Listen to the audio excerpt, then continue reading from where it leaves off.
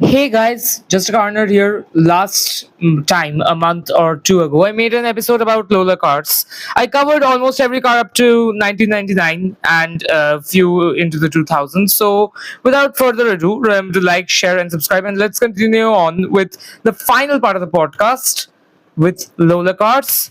Part 3. So, the start of the new millennium brought with it a host of projects for Lola. However, before we get into the more radical ones, I feel it's best we pick up the story in Le Mans with the B2K40. Although specifically designed to compete in the SR2 class of the Sports Racing World Cup and Grand American Road Racing Championship, it would later be adapted to the LMP 675 and LMP 2 classes for the 24 Hours of Le Mans and the American Le Mans series. Some aero revisions were made, like changing the radiator positions, nacelles, and front-end bodywork, but it won't get too technical. Instead, let's talk about the engines. So, what powered this intrepid Le Mans adventurer? If you said Nissan GTR, you'd be wrong. Well, maybe not, because it did have a VQ. Yeah, I'm sure it sounded horrible, but I have no idea because I haven't actually heard this engine ever. Maybe it did sound good, who knows? Okay, so it was a 3-liter V6, and it had that engine at one point. But that wasn't the only engine option. Well, that was the only one for the Nissan, if you count it. So, yeah, this thing was like a buffet menu: a Mazda turbocharged 2 rotor, a Judd V8, a Porsche Flat 6, and a Ford Turbo Inline 4 developed by Millington. 16 cars were built in total. The B2K40 debuted in 2000 and quickly proved successful across multiple racing series, starting with the 5 US RRC class wins, 4 for Archangel, 1 for Snow slash Schumacher. I'm not sure if that's the same Schumacher. There are many people in racing named Schumacher or Pagani, but there's only one real, the original Schumacher or the original Pagani. And so let's continue on. Yeah, so there was a sports racing team, Sweden win in Europe, and its greatest triumph, Multimatic's LMP 675 class victory at Le Mans. In 2001, the car doubled its presence, scoring 9 US RRC wins, 6 Archangel, 2 Porsche House, and 1 Rand. Well, that's weird, naming your team Rand, but I'll not judge. Okay, it also got 4 FIA Sports Car Championship wins with Sports Racing Team Sweden through Nighthawk, though Nighthawk failed to win in ALMS. In 2002, Rand. Why are these people named like this? Rand Rizzi. Seriously, why are these people named like this? Dominated US RRC with 9 wins, while Archangel added 2 ALMS class wins. Decline set in though by 2003. You know how it is with these cards. They will last for a few seasons, but eventually competition catches up, things get better, things get worse, and life moves on. So, yeah, by 2003, though, Team Essex claimed the 24 Hours of Daytona class win, and G&W Motorsports won at VIR. Then the rebound came in 2004 with 8 ALMS LMP2 wins, 6 Intersport, and 2 Miracle. Yeah, the teams were named Miracle because I'm guessing it's a miracle how a 2-3-year-old design got to win in like ALMS LMP2 classes.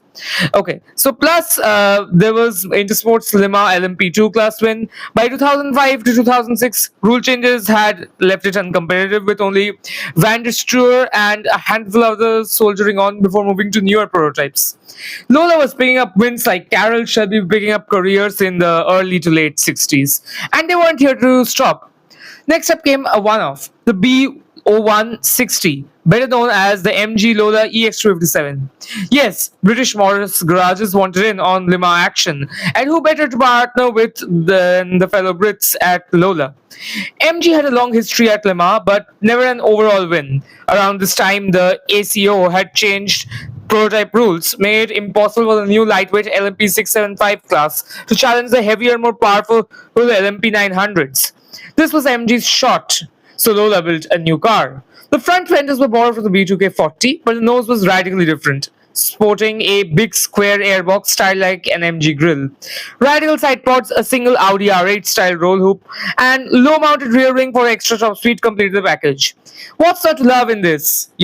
Open top, car convertible, basically a multiple mile an hour convertible. Above 200, I'm guessing. Yeah. So, anyways, it also weighed much lesser than the Miata at just 690 kg and was barely above the minimum for the class at the time. For power, MG turned to Advanced Engine Research (AER) and Garrett. Yeah, the turbocharger guys. They built the 2-liter turbocharged inline 4 called the MG XP20, also called the AERP07, putting out around 500 horsepower. Impressive from an inline 4 engine, especially in what was this during this time? Yeah, 2001 or 2. Yeah, I'm not sure. Yeah, 2001, right? Yeah, 2001. It's really impressive for the time.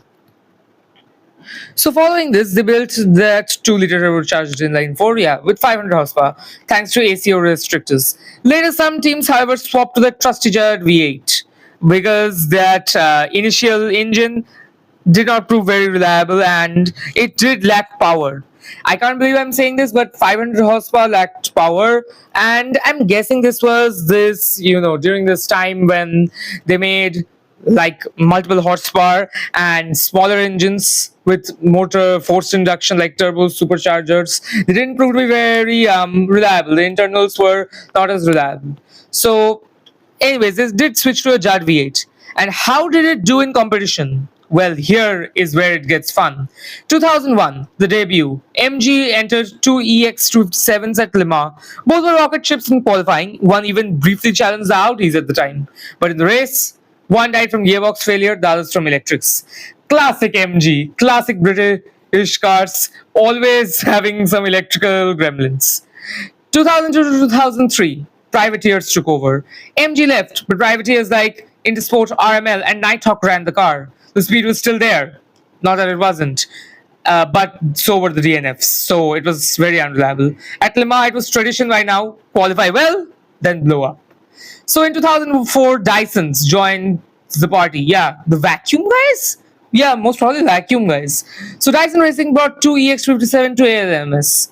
Finally, they used their vacuuming technology used to detect certain fugitives in certain countries and finally made a British car reliable. I'm surprised how they did it.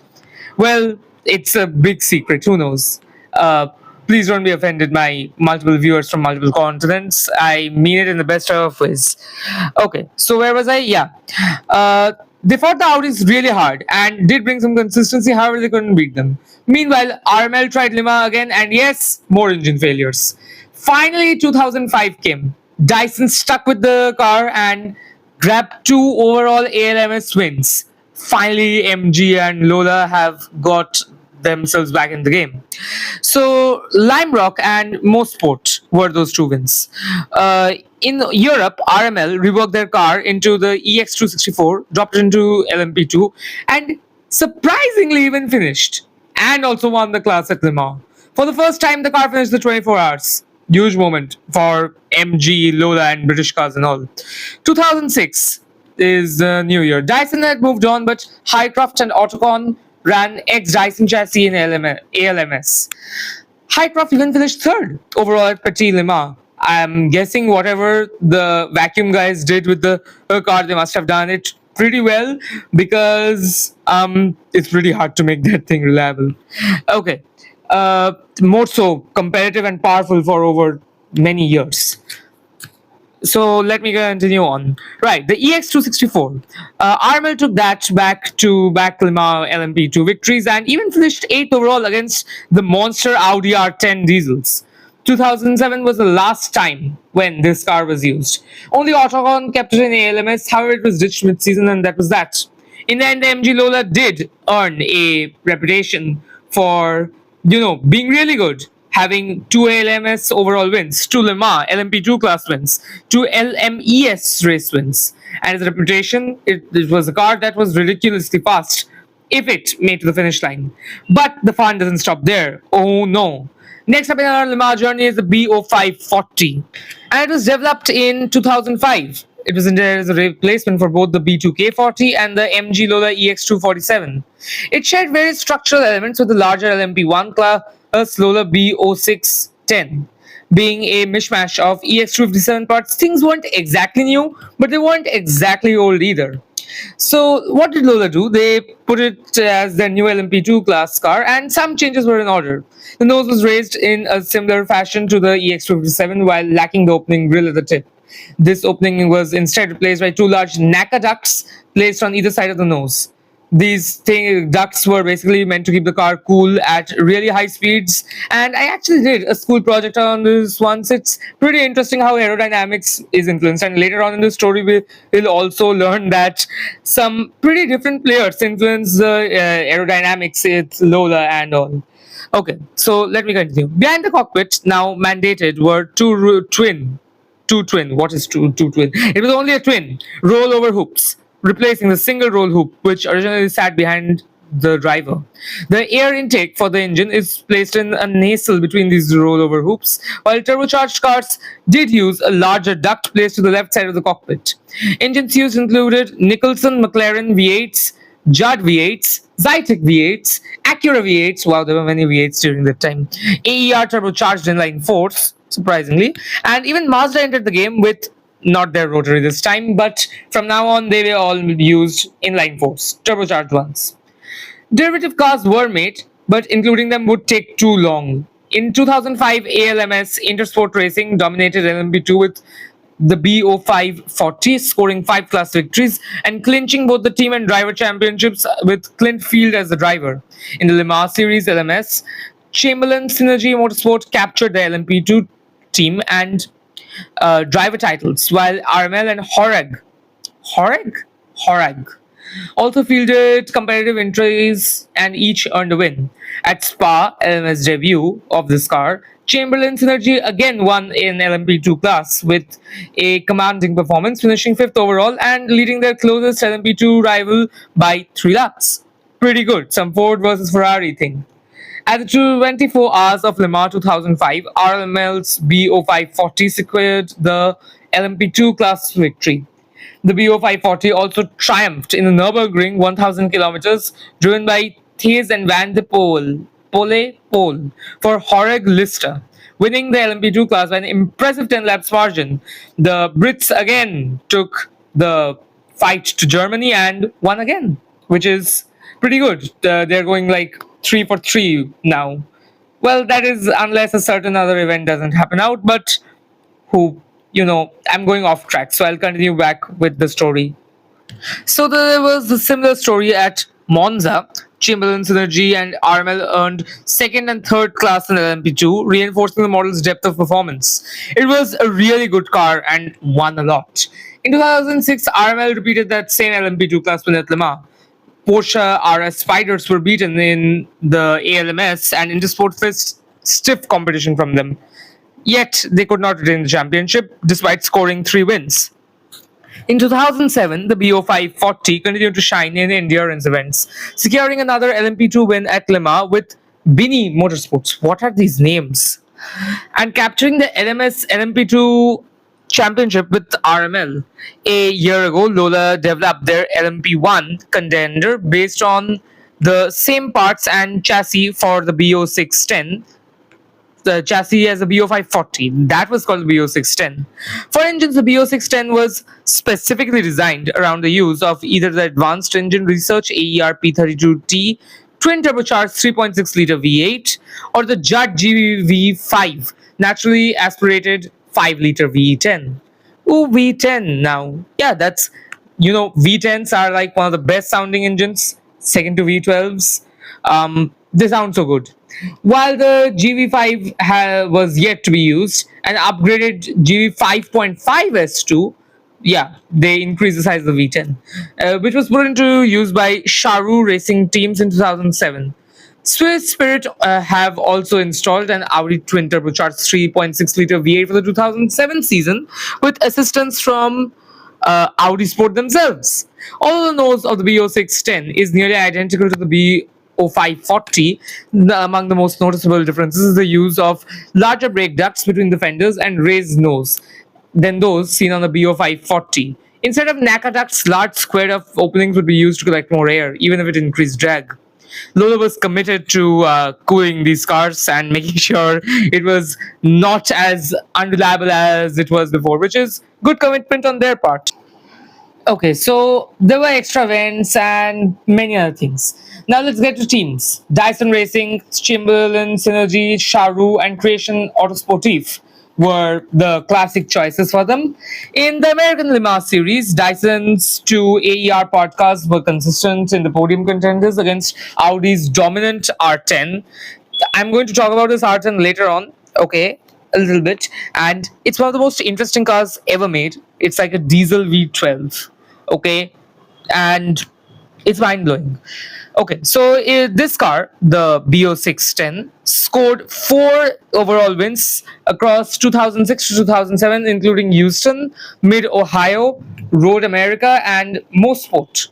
In Europe, the Chamberlain Synergy and Sharu teams campaigned the car in the Le Mans series, and Sharu took a victory at Silverstone in 2007, while Creation Autosportif also scored occasional podiums.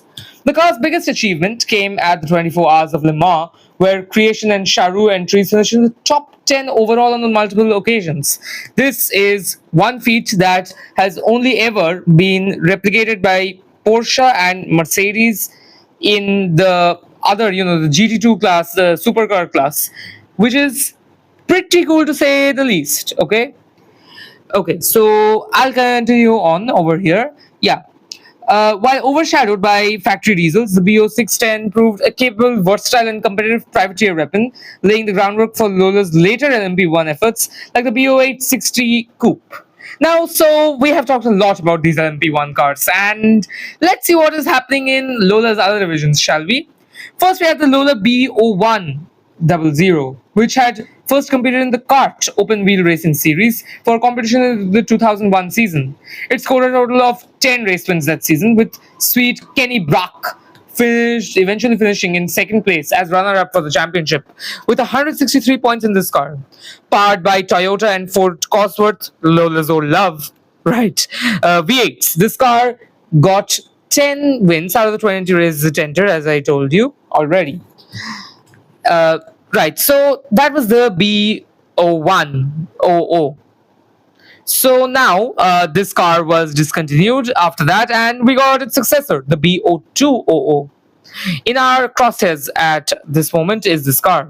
So designed for the 2002 season, it was extremely competitive and an incredibly dominant chassis, going on to win 4 constructors titles, 4 drivers titles, and claiming a total of 73 race wins over 4 seasons. Powered by Honda, Toyota, and even Ford Cosworth V8s. Again, this car weighed a diminutive 700 kilograms, or a mere 1550 pounds, which is much lighter than Miata. Also, this was the time that the carts ran on methanol, which meant invisible fires caused by the slightest spark breaking out almost every second when the cars came in for refueling. These cars were replaced by the Panos GPO1 later on, but that's another story. Now we come to the F3000 for Lola, which is fairly short for these cars in 2000. Yeah, in the year Y2K. So the Lola BO250 was the car which was used for the 3000 series from 2002 to 2004 until it was replaced with a new Dallara GPO205 chassis for the new GP2 series in 2005. The race wins don't hold a grain of salt here because all of the cars were Lola. Yes, Lola became the sole manufacturer for all of these cars, so it won all the races it entered in. There were 32, anyways. It got that standard jar V8. Surprisingly, what I think is to be the supposed successor to this car was raced in 2003 Formula Nippon. Yes, the TV and camera guys. So what did this action hero have? Well, it was powered by a naturally aspirated 3000cc, 3-liter, Mugen MF308 engine that produced around, drumroll please, 550 horsepower at a mind-boggling, glorious 13,500 RPMs. It had 28 wins. It was followed up by the Lola BO651, also known as Lola FN06, made for the 2006 season of Formula Nippon. It packed the classic Toyota R V8 engine, accompanied by the tried and true Mugen V8, giving the car 500 to 550 horsepower. This was Lola's final entry in Formula Nippon. Lola hopped from one series to another, however, with the Australian A1 GP being set in their sights. The car was standardized for every team to provide a level playing field for competing nations. So it was initially designed with the idea of reducing dirty air in mind. Dirty air is basically turbulence. Okay, when air comes off another car, like this is a little bit of a lesson in aerodynamics. I don't know if it is that interesting or not, but I'll tell you because it is interesting to me and it's my podcast. I might actually have a guest on the next podcast. You may never know, and you may never guess who he is, or you may, who knows. Okay, so back to the aerodynamics part. Dirty air is basically turbulence. Turbulence is what? Air pockets. And what are air pockets? Well, when air moves across a car, basically what happens is that it is broken up by the car into many different places. This creates wind vortexes, like little bit small tornadoes, which have an effect on the car. That's why your wings and spoilers, they are used to create downforce. That wind keeps the car on the ground. However, you need to reduce the drag because too much drag creates turbulence, and hence it was made to reduce downforce. So basically what I'm trying to say, it was a less downforce focused car. So it allowed the drivers to close in on the car in front, encouraging overtaking. Something very similar is being done in Formula One nowadays. The bodywork was mainly pre-impregnated. I don't know why they would use that word, but anyways, carbon fiber composites. It had that similar 500 horsepower Judd V8. Was it a Judd V8? I don't know. Maybe it was. I have only V8 written here for myself. So just before returning to LMP cars, let me mention MasterCard Lola. I neglected to research their 97 F1 involvement, so let me talk about it. The British Formula One team contested only one race in the 1997 Formula One World Championship. It quickly withdrew from the sport after failing to qualify on its debut at 1997 Australian Grand Prix, where the cars were more than 11 seconds of the pace in qualifying, which is a bit of a, not only a bit, a big part of a stick in the mud for Lola, which is not good. Previously Lola had ups and downs, and it did make successful and unsuccessful cars, but cars that didn't qualify, nah, Lola never made such cars.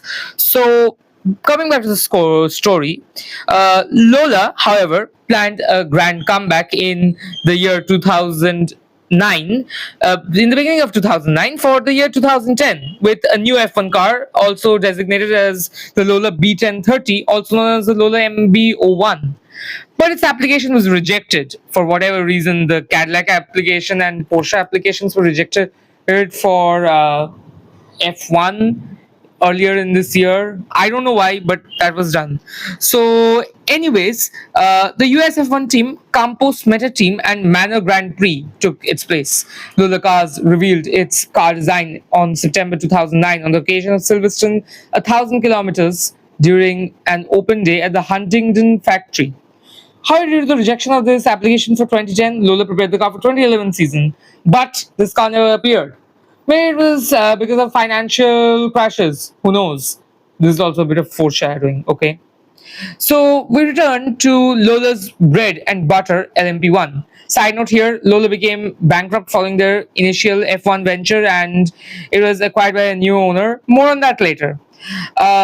So we have the B0860. This was the first time Lola decided to put a roof over their drivers' heads since 1992. How did they do it? Not some charity program. They literally put a roof over the drivers' heads. This was the first closed pit of male genitalia car. Cockpit, whatever. It started competition in 2008 with Aston Martin being among the first customers of their entry into the LMP E1 category in Lima series. Remember Aston Martin because this is going to be important later on. Albeit they entered under Charu Racing System banner. This version was powered by the Aston Martin V12, whose specs I can't find because Wikipedia has not had a page on them made yet. But let me tell you about the other engines, which were a Judd V10, a Toyota V8, and another Mazda inline 4, all paired to a sequential 6-speed Lola tranny. The design of the B0860 shares many elements with its predecessor, the B0610, with notable exception of the closed versus open pits of male genitalia. The nose and side pods feature similar cooling and venting structures as B0610, while a slightly larger nose is based on the 2007 spec designers offered by Lola. And fun fact, Phil Tiller was in charge of the B0860's aerodynamics and developed that narrow cockpit design. So integrated in this cockpit design are a roof-mounted air scoop for the engine, which looks hella cool, and the shoulders of the cockpit are also designed in a step fashion. Also, apparently, very weirdly, AMD. I told you guys right about many different sponsors who make these cars and come together. So AMD, the GPU and CPU guys, who compete with Nvidia, also helped in the aero design because nothing says good computer graphics like fast race car. Actually, I'll tell you what the AMD was used for because I know it. I know so many things. Oh my god, I'm so special. Said no one ever. But anyways, let me continue. They are computer guys, right? So there was during this time an aerodynamics simulator called CAD, computer aided design. It was basically to measure how air would flow around the vehicle due to its design and how to make a aerodynamically more stable and a faster car. So the AMD sponsored that. And let me then continue on. Built for the LMP1 class, as I said, the car was entered in 30 races, clinching 3 wins and 4 pole positions and setting a fastest lap record. Unfortunately, they didn't get any championship wins. At the same time, the LMP2 equivalent, the B0880, was being built by Lola, outfitted with a smaller Judd V8 or a Mazda Turbo Inline 4, or surprisingly, or perhaps should I say unsurprisingly, in inline 4 diesel of Mazda. Remember when I said about, I told you guys to remember the Audi R10? Here we have the Audi R10. Audi made that Le Mans winning R10, which was powered by an all new aluminium twin turbo diesel with which was a V12 around the same time. The car was run by multiple teams, with Lotus and Mazda being most notable. Uh, I'm talking about the Lola one. Okay, not the Audi R10. Unfortunately, it wasn't quite as successful as the LMP1 brother, despite being entered in even more races, 38 to be exact. It earned 1 win and 1 pole position. So this marks Lola's re-entry into up and down here. Also, a small entry here is the Daytona Sports prototype of Lola. It was reviewed by Cron Racing at the Gainesco Grand Prix of Miami, the second round of the 2008 Rolex Sports Car Series season. Yeah, I can't get over how many weird companies, for they sponsored these race car racing teams. What am I saying? My English is not Englishing. Yeah, I recently saw a video and it was so interesting. I'll tell you what happened was a new video game company with a console. The console was pretty trash. Okay. So what they did, they sponsored a racing team. It was a Ferrari 430, I remember, and it had a black livery. I don't remember the exact name of that console, but by describing it, I'm guessing you guys will be able to figure it out. So what happened? That guy who made that console and supported that racing team was actually a person of the Irish or Netherlands organized crime. Yeah. What a shocker. Racing always has attracted shady figures, and I think racing has its, reputation. It will always attract shady figures for one reason or another. Most spec racing has now become a very expensive sport, and you need lots of money to compete in them. So without any generous backers, it's really not possible to get into motorsport, and you need rich parents if you want to be a driver, and that's why we have people like Nikita Mazepin. We had people like Nikita Mazepin in F1. Rich daddy got him or bought him a Haas seat. I think it was a Haas seat, right? So basically, not good. not good. Whatever, I'm rambling on here, so let me just continue here. And by no means did I said that Rolex is a shady company, but I also didn't say that Rolex isn't a shady company. All companies have done something shady in their, hundreds of years of existence. Just ask almost any British company what they were doing, especially a British tea company, what they were doing in the 1700s or 1800s, or any German company, what they were doing in the 1940s and very early up to the mid 1940s, the late 30s and the early 40s. So you know um right, so this is spiraling on into something totally different, and I am going to just continue on with the story now. Right, so this car had debuted at the 24 Hours of Daytona and was originally powered by a Pontiac, huh? A 5-liter V8 engine, and received a new Ford Camry for 2009. Well, there's no wonder why they switched to Ford. Pontiac was going bust by that time. They didn't have any money. I'm surprised Ford had the money to do it. Anyways, that engine produced 500 horsepower. Participating in 39 races, the car won twice and made the podium 5 times and got 2 pole positions. So, note over, and we are coming back to Lima. Next up in the Lima game, Lola were contracted by Aston Martin. I told you guys that Aston Martin was important previously, and here it is. So, yeah, in 2009, Aston Martin contracted Lola to make their bespoke prototype, the DBR12. Also called the BO960, is an evolution of the BO860 LMP1 design used by Aston Martin Racing in 2008. As before, it used the same racing prepared 6-liter 370 cubic inch V12 engine from Aston Martin's DBR9 GT1 car. Okay, Aston Martin's GT1 thing, I haven't looked into. I would like to look into that. That's a good idea for our next podcast. But unfortunately, that will not be the next podcast. Okay, we are going to be doing something different, but that's going to be down as an idea for it. Okay, with larger air restrictors, it allowed an increase of 50 horsepower due to increasing a production using a production-based engine. An unusual feature to this car was the use of rearward brake cooling, which feeds the air to the brakes through 2 fans and eliminates brake ducts on the body. So, one more important thing, let me tell you guys. While braking, the front brakes do most of the work. You guys know this already, but I like to talk about it. I think it's very cool how all these mechanic thingies work together. So what happens is when the car applies brakes, the brake bias is mostly towards the front, and the front brakes do most of the work.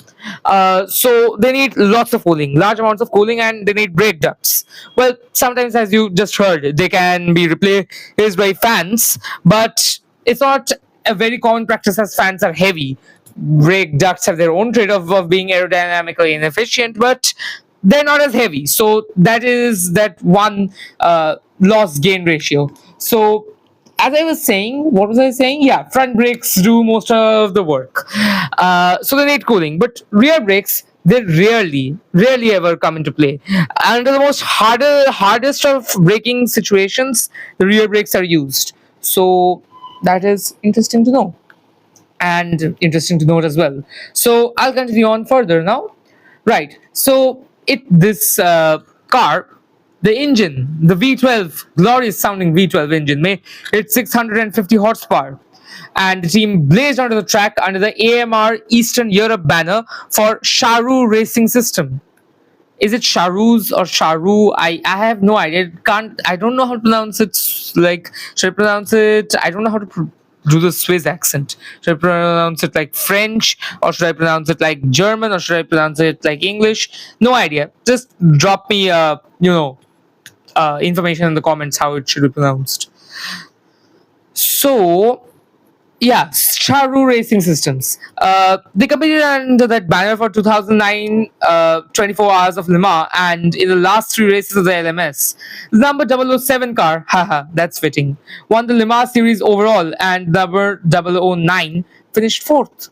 In the 27 races the car entered, it would grab 9 wins and give the 2009 Constructors and Drivers Championships to Aston Martin.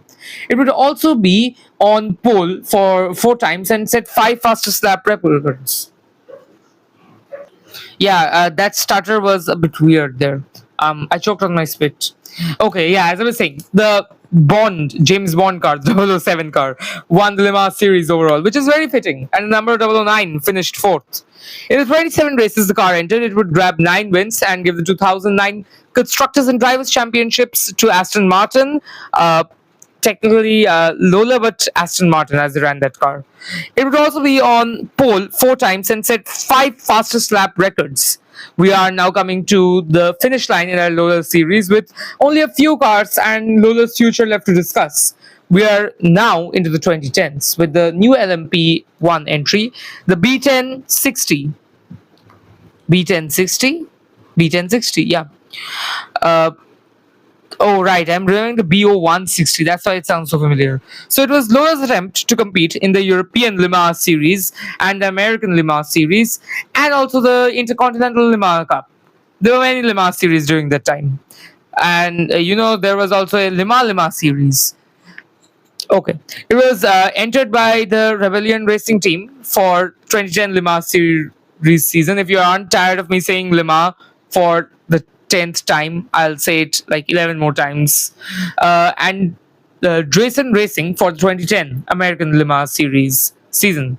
It was powered by a Judge dual overhead cam NAV10, which sounded glorious, I bet, and it revved up really high. Okay, that made 525 horsepower or a Toyota V8 with 650 to 700 horsepower. This car was entered in 33 races and got 4 podiums. It was also the winner at Road America in 2010, third in the LMP1 category in 2010 with Rebellion Racing, and champion in the LMP1 category in 2011 with Rebellion Racing as well. Rebellion Racing really rebelled against the traditional Le Mans winners. Now, Lola did build more cars after this, okay? Final LMP models for the B1160 and in some form the B1280. However, it is difficult to find information on these. Okay, I combed many parts of the internet and I didn't want to get a virus, okay, so I didn't search through it that far. But safe to say, the Wikipedia pages all redirect to B0880, and there are many reasons because Lola was in dire financial straits during this time and they couldn't build any more cars. So it had to close its doors. Lola was acquired by Martin Bahrain in 1997 after that unsuccessful MasterCard Lola debacle in Formula One. And after a period of bankruptcy in administration, Lola Cars International ceased trading on the stock market. It was sold to CCW Recovery Solutions, but it was unable to find a suitable buyer for that, and it also ceased trading on 5th October of 2012, laying off the last of employees. On 16th October 2012, it was announced that in competition press that some assets of Lola Cars are now acquired by Multimatic Inc. and the Carl A. Haas Automotive Company. In addition to the asset purchase, Multimatic and Haas obtained a license agreement to use the Lola Cars name and the intellectual property, and it was for 12 years. Lola Cars kept its doors closed. Well, 10 years.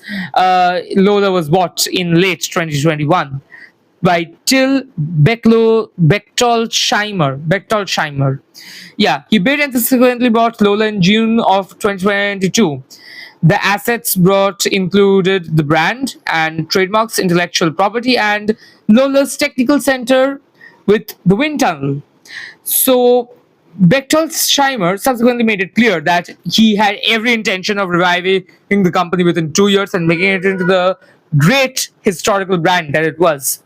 It was a full 12 years before that operation reopened for racing in, drumroll please, Formula E. Huh? Well, Lola had to start somewhere and they did it here. Not what I would go with, but I don't make cars. And it shows also with Lola, who make cars. They had 2 cars entered during the 2024 season, which came in 11th and 22nd subsequently. But they are doing better, and they got their first podium in the 2025 E-Prix in Miami, I think. However, never fear, as Lola has also announced its decision to make gas powered cars again and wants to enter into the legendary Le Mans series in 2028 to 32. So, enthusiasts, you, me, all of us have to wait until we see another Lola powered car on the grid for quite some time. Okay. This will bring the chapter to a full circle. From a tiny garage in 1960 to Lola's battles in Le Mans in the 2000s. The Lola story has been pure racing chaos in some of the best ways. They built winners, underdogs, sometimes total disasters, but they always showed up and shook things up and broke the mold. So, yeah, 3 parts, 6 decades, and one hell of a ride. And with this series finally finishes, and this is like literally one of the shortest episodes of the series. The first one was 48 minutes. Second one was, wow, that was 1 hour, little bit more than an hour, I think. And this is like 40, maybe 45 minutes. And that's that. I hope you're having a great time, a great day, a great night, whatever. Good luck in your exams, your life, whatever, in your work. And as always, I'm just a car nerd. And always remember, I feel the need for speed. Thank you.